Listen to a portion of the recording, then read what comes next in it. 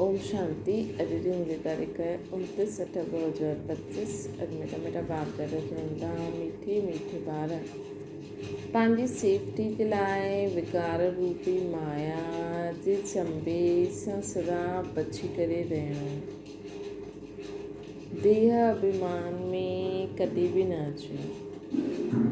पंहिंजी सेफ्टी जे लाइ विकारनि रूपी माया जे चंबे सां सदा बची करे रहणो आहे। देह अभिमान में कॾहिं बि न अचिणो। प्रश्न: पुण्य आत्मा ठहिण जे लाइ बाबा सभी ॿारनि खे कहिड़ी मुख्य शिक्षा ॾींदा आहिनि? उत्तर आहे, बाबा चवंदा आहिनि ॿार पुण्य आत्मा ठहिणो आहे त हिकु श्रीमत ते सदा हलंदा रहो। याद जी यात्रा में गफ़लत न करो। आत्म अभिमानी ठहिण जो पूरो पुरुषार्थ करे काम मां शत्रु ते जीत पाइनि। आत्म अभिमानी ठहिण जो पूरो पुरुषार्थ करे काम मां शत्रु ते जीत प्राप्त करो।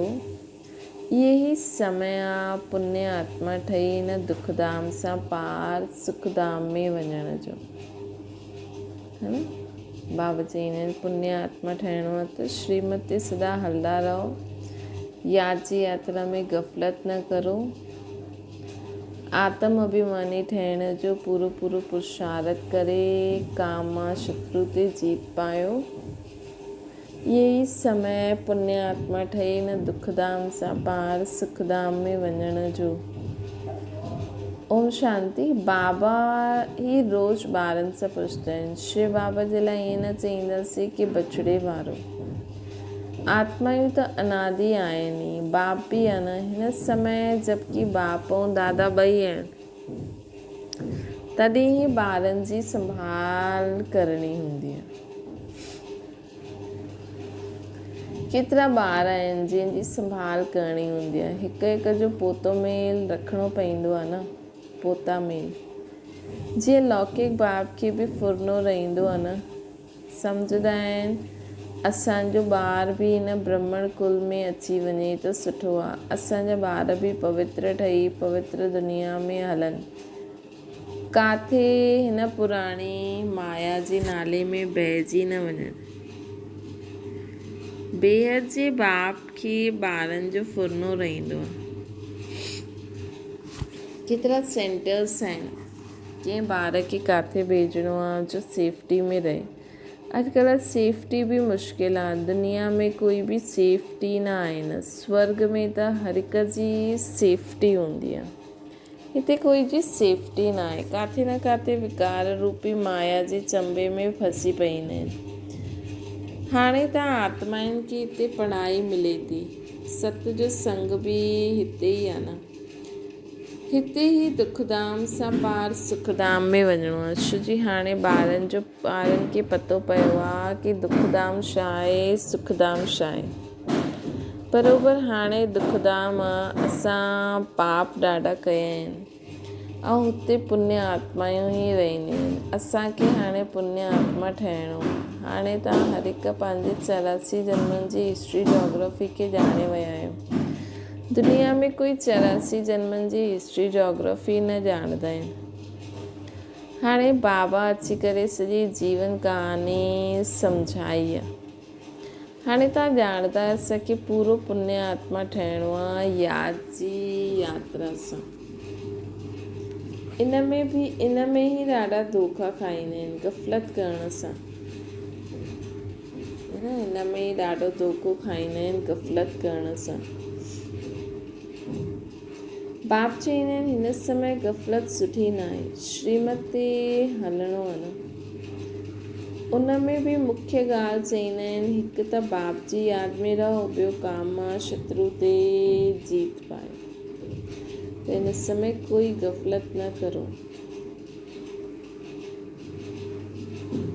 हिकु त यादि जी यात्रा में रहो, ॿियो काम मां शत्रु ते जीत पाइणी आहे। बाबा खे सभु पुकारंदा आहिनि छोजी हुननि सां शांती ऐं सुख जो वरसो मिलंदो आहे। कंहिंखे आत्माउनि खे अॻियां देह अभिमानी हुयासीं त कुझु पतो न पवंदो हुयो न। हाणे ॿारनि खे आत्म अभिमानी ठाहिबो आहे। नए खे पहिरियों हिकु हद जो ॿियो बेहद जे बाप जो परिचय ॾियणो आहे। बेहद जे बाप सां स्वर्ग नसीबु थींदो आहे, हद जे बाप सां नर्क नसीबु थींदो आहे, दोजक। ॿार जॾहिं बालिक ठहींदो आहे त प्रॉपर्टी जो हक़दारु ठहींदो आहे। जॾहिं सम्झ ईंदी आहे पोइ धीरे धीरे माया जे अधीन थी वेंदा आहिनि। उहो सभु रावण राज्य जी रस्म रिवाज आहे। हाणे तव्हां ॿार ॼाणंदा आहियो हीअ दुनिया बदिले थी, हिन पुराणी दुनिया जो विनाश थिए थो न। हिकु गीता में ई विनाश जो वर्णन आहे, ॿियो कोई शास्त्र में महाभारत महाभारी लड़ाई जो वर्णन न आहे। गीता आहे ही यह पुरुषोत्तम संगम युग। गीता जो आहे ही यह पुरुषोत्तम संगम युग। गीता जो युग माना आदि सनातन देवी देवता धर्म जी स्थापना। गीता आहे ही देवी देवता धर्म जो शास्त्र। त ये गीता जो युग आहे न, जबकि नई दुनिया स्थापना थिए थी।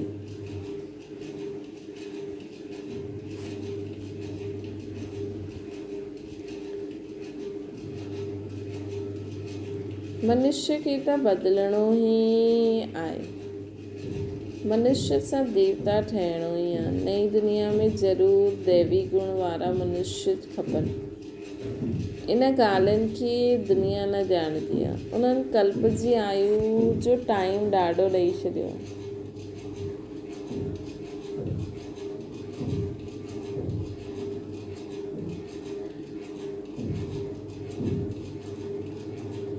उन्हनि कल्प जी आयु जो टाइम ॾाढो ॾेई छॾियो।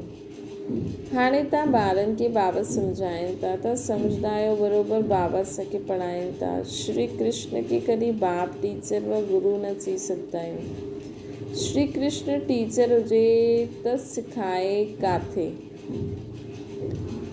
उन्हनि खे ज्ञान जो सागर बि सिखियो किथां, है न। श्री कृष्ण अगरि टीचर हुजे त उहो कंहिंखां सिखियो?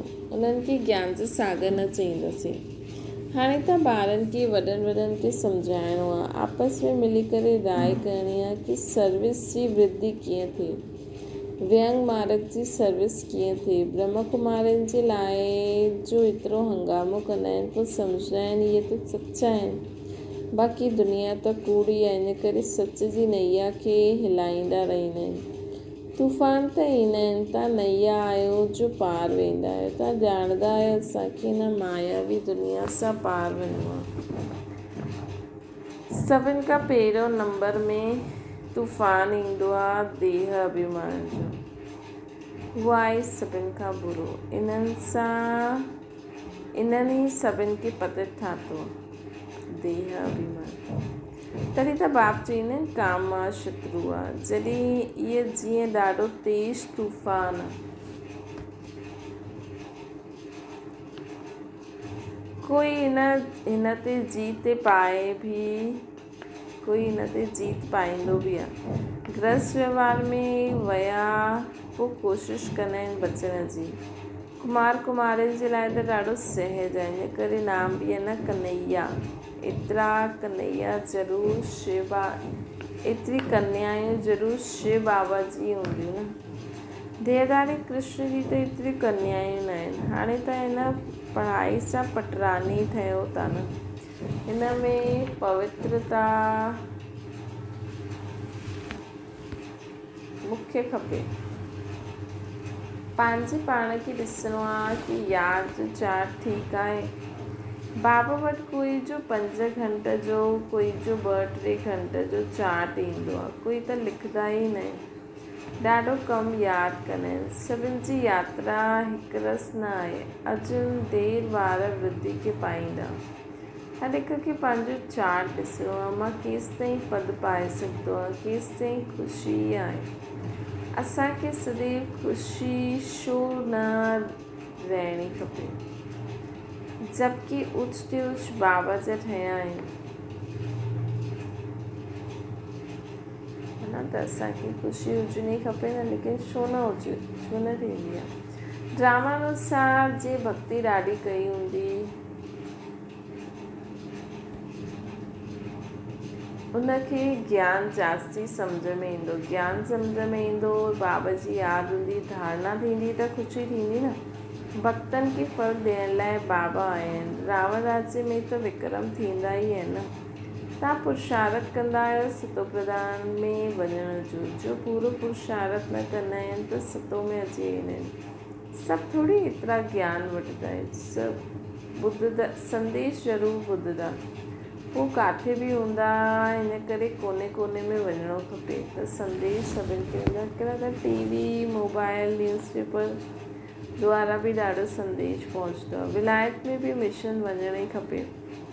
जीअं बौद्धनि जी, क्रिश्चन जी हिते मिशन आहे न, ॿिए धर्म वारनि खे पंहिंजे धर्म में लाहिण जी मिशन हूंदी आहे। तव्हां सम्झाईंदा आहियो कि असां असल में देवी देवता धर्म जो आहियासीं, असां हिंदू धर्म जा ठहिया आहियूं।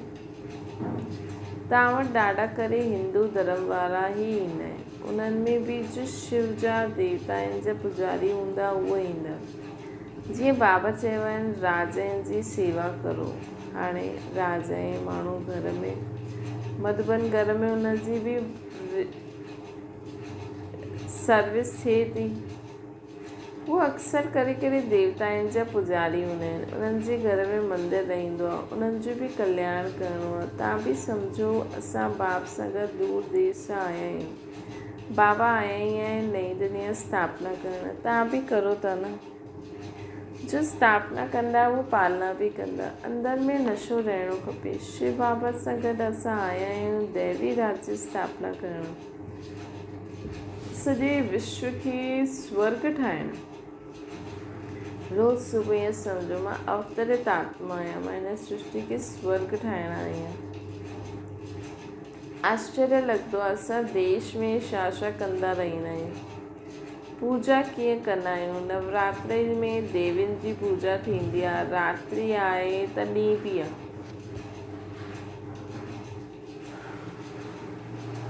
रात्रि आहे त ॾींहुं बि आहे। तव्हांजो हिकु गीत बि आहे न, छा कौतुक ॾिठो, मिट्टी जो पुतलो ठातो, श्रृंगार करे उनजी पूजा कंदा रहंदा। उन्हनि सां पोइ दिलि एतिरी लॻी वेंदी आहे जो जॾहिं डूबण वेंदा आहिनि त रोई पवंदा आहिनि, रोईंदा आहिनि, है न। बाबा चवनि था कि माण्हुनि खे हाणे गणेश जी मूर्ति रखी आहे, पोइ देवियुनि जी मूर्ति रखंदा, पोइ उन्हनि खे डुबोइण वेंदा, पोइ रोईंदा। मनुष्य जॾहिं मरंदा आहिनि त अर्थी खे बि खणी वेंदा आहिनि, हरी बोल करे डुबोए छॾंदा आहिनि। वेंदा त ॾाढा आहिनि, नदी त सदैव आहे न। तव्हां ॼाणंदा इहे यमुना जो कंठा हुया जिते रास विलास आदि कंदा हुया। उते त वॾा वॾा महल हूंदा, तव्हांखे वञी करे ठाहिणा आहिनि। जॾहिं कोई वॾो इम्तिहान पास कंदा आहिनि त हुनजी बुद्धि हलंदी आहे, पास थी करे पोइ ईअं कंदासीं, मकान ठाहींदासीं। तव्हां ॿारनि खे बि ख़्यालु रखिणो आहे। असां देवता ठाहींदासीं, पोइ असां सतयुग में ईअं महल ठाहींदासीं। हाणे असां पहिरियों पंहिंजे घर वेंदासीं, घर खे यादि करे ख़ुशि थियणो खपे। मनुष्य मुसाफ़िरी करे लौटंदा आहिनि त ख़ुशि थींदा आहिनि। हाणे असां घर वेंदा आहियूं जिते जनम वरितो, त हाणे असां बि पंहिंजो पाठ वॼाए करे हाणे सभु पंहिंजे घर वेंदासीं। उहो आहे आत्माउनि जो घर, मूल वतन। केतिरी ख़ुशी थींदी आहे। मनुष्य एतिरी भक्ति कंदा आहिनि मुक्ति जे लाइ, परंतु ड्रामा में पार्ट अहिड़ो आहे जो वापसि वञण जो कंहिंखे मिलंदो ई न आहे। तव्हां ॼाणंदा आहियो उन्हनि जो अधु कलाक पार्ट ज़रूरु वञिणो आहे। असांजे हाणे 84 जन्म पूरा थी विया, हाणे असांखे वापसि वञिणो आहे, पोइ राजधानी में ईंदासीं। हाणे असां सभिनि खे वापसि वञिणो आहे, पोइ असां राजधानी में ईंदासीं।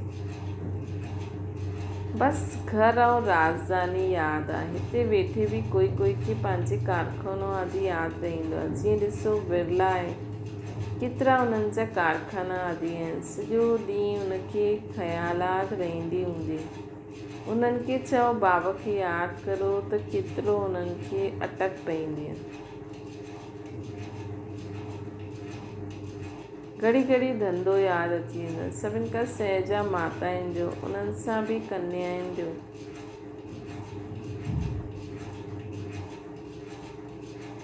जीते जी मरणो आहे न।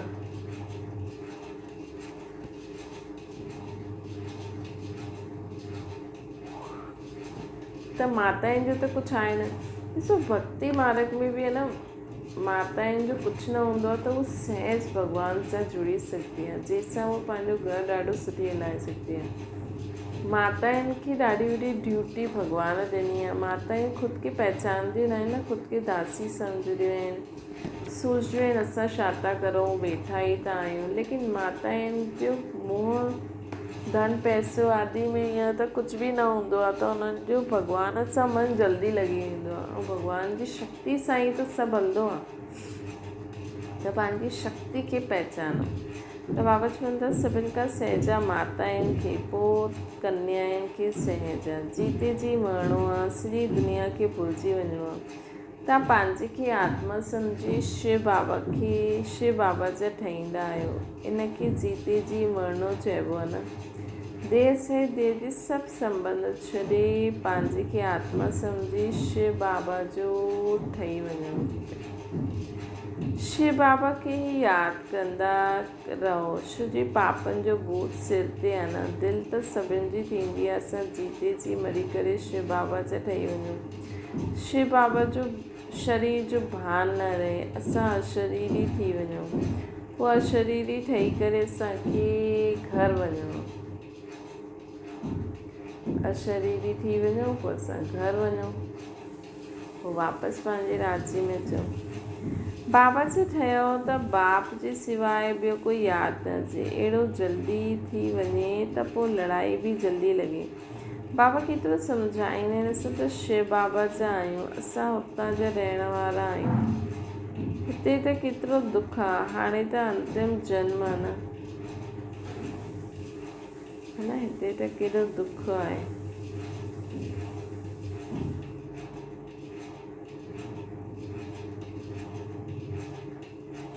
बाबा चवनि था की हाणे इहा अंतिम जन्म आहे। बाबा ॿुधायो आहे त सतो प्रधान हुयो त ॿियो कोई बि न हुयो। तव्हां केतिरा साहूकार हुयो। भले हिन समय पैसे कौड़ी आहिनि, परंतु इहे सभु न आहे, परंतु इहे त कुझु आहे ई न, इहे त कौड़ियूं आहिनि। इहे सभु अल्पकाल सुख जे लाइ आहे। बाबा सम्झायो आहे पास्ट में दान पुण्य कयो त पैसा बि ॾाढा मिलंदा आहिनि, पोइ दान कंदा आहियो, परंतु इहे हिकु जन्म जी ॻाल्हि आहे। हिते त जन्म जन्मांतर जे लाइ साहूकार ठहींदा आहिनि। जेतिरो वॾो कहावनो ओतिरो वॾो दुख पाइणो। जंहिंखे ॾाढो धन आहे न, उहो पोइ ॾाढनि में फसी वियो, कॾहिं ठहिरी न सघंदा। उहो त ॾाढो फसियल आहे। कोई साधारण ग़रीब ई सरेंडर करे सघे न। जंहिं वटि एॾो लोन जो बोझ आहे, उन्हनि खे त केॾी तकलीफ़ थींदी आहे न। सॼो ॾींहुं इहे ई रहंदो आहे की इहा किश्त भरणी आहे, हिनजो इहो भरिणो आहे।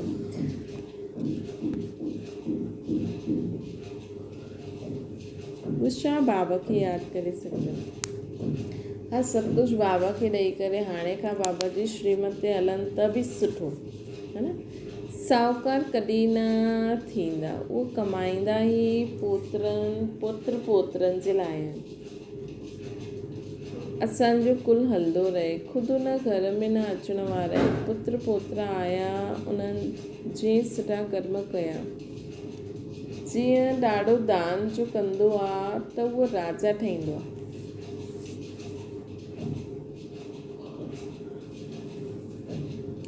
परंतु एवर हेल्दी त आहे न। राजा ई कई त छा थियो, अविनाशी सुख न आहे न। हिते क़दम क़दम ते अनेक प्रकार जा दुख हूंदा आहिनि। हुते इहे सभु दुख दूर थी वेंदा। बाबा खे पुकारदा आहिनि कि असांजा दुख दूर करो। तव्हां सम्झंदा आहियो दुख दूर सभु थियणा ई आहिनि, सिर्फ़ु बाप खे यादि कंदा रहो। सवाइ हिकु बाप जे कोई सां वरसो न मिली सघंदो आहे। बाबा सॼे विश्व जो दुख दूर कंदा आहिनि। हिन समय त जानवर आदि बि केतिरा दुखी आहिनि। इहे दुखदा मन दुख वधंदो वेंदो आहे, तमो प्रधान थींदा वेंदा आहिनि। हाणे असां संगम युग ते वेठा आहियूं। उहे सभु आहिनि कलयुग में। इहा आहे पुरुषोत्तम संगम युग। बाबा असांखे पुरुषोत्तम ठाहिनि था न, इहे यादि रहे त बि ख़ुशी रहे।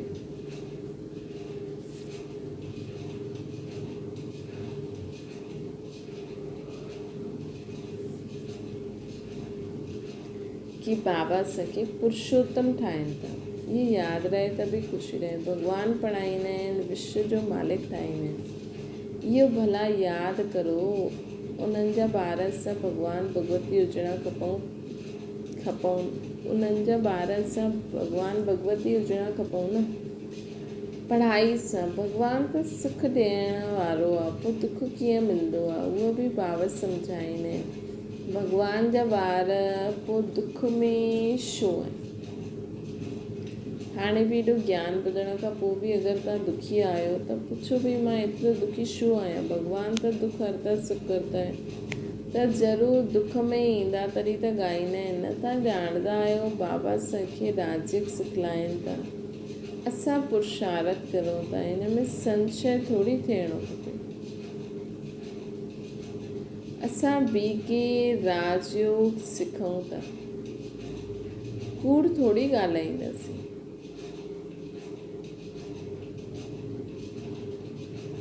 असां ॿी के राजयोग सिखूं था, कूड़ थोरी ॻाल्हाईंदासीं। कोई इहो संशय, कोई खे इहो संशय अचे त सम्झाइणो खपे। असां ॿी के राजयोग सिखूं था, कूड़ थोरी ॻाल्हाईंदासीं।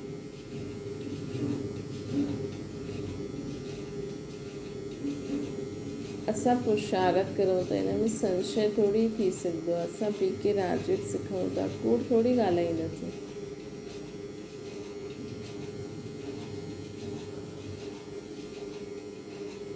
कोई खे इहो संशय अचे त सम्झणो खपे। इहे त पढ़ाई आहे। विनाश साम्हूं बीठो आहे। असां संगम युगी ब्रह्मण चोटी आहियूं। प्रजापिता ब्रह्मा आहे त ज़रूरु ब्रह्मण बि हुजणा खपनि। तव्हांखे बि सम्झाइबो आहे तॾहिं त निश्चय कबो आहे न। बाक़ी मुख्य ॻाल्हि आहे ही यादि। इन में ई विघ्न पईंदा आहिनि। बाक़ी मुख्य ॻाल्हि आहे ही यादि जी यात्रा, इन में ई विघ्न पईंदा आहिनि।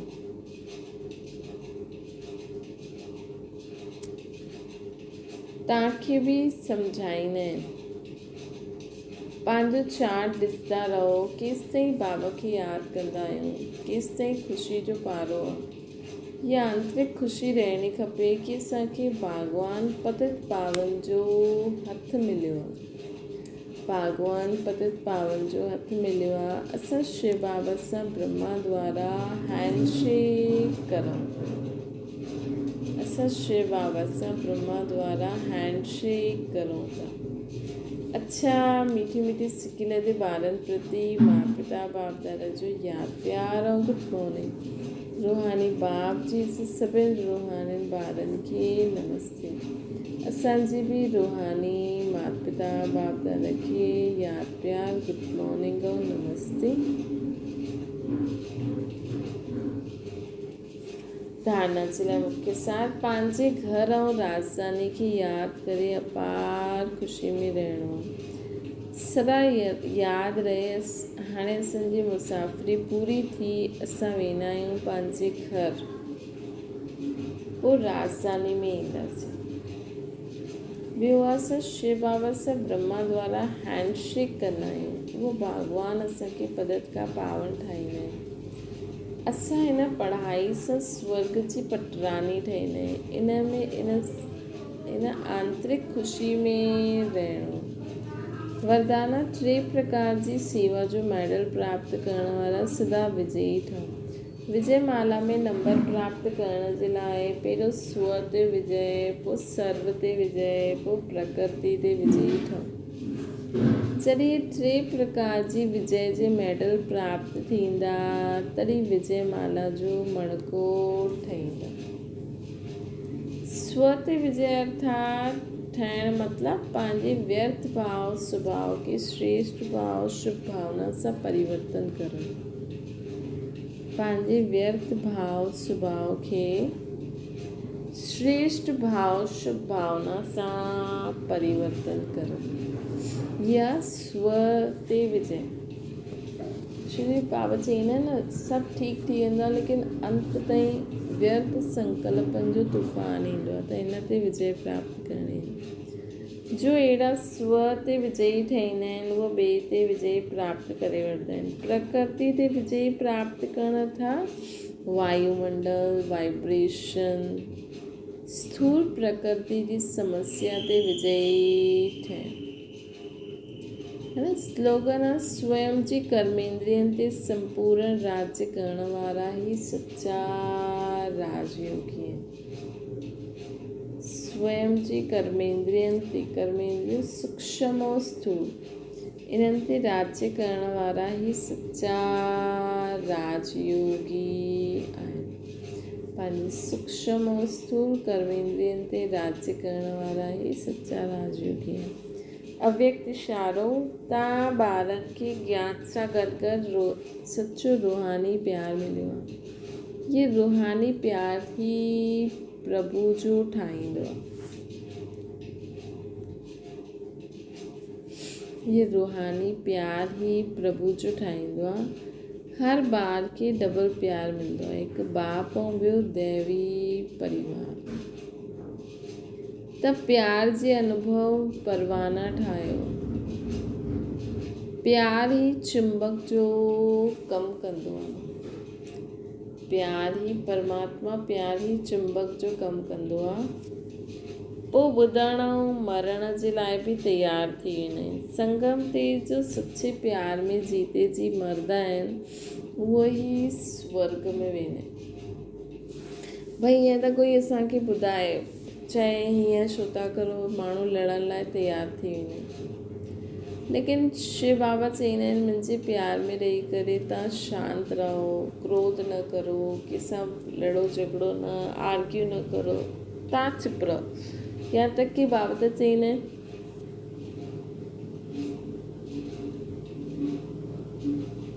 तव्हांखे कोई मारे बि त बि तव्हां चुप रहो। त ये प्यार जी निशानी आहे। प्यार मतिलबु कि जो बाबा चए उहो कंदा हलो, जो बाबा चए उहो कंदा हलो। अच्छा, ओम शांति। बाबा की यादि करो।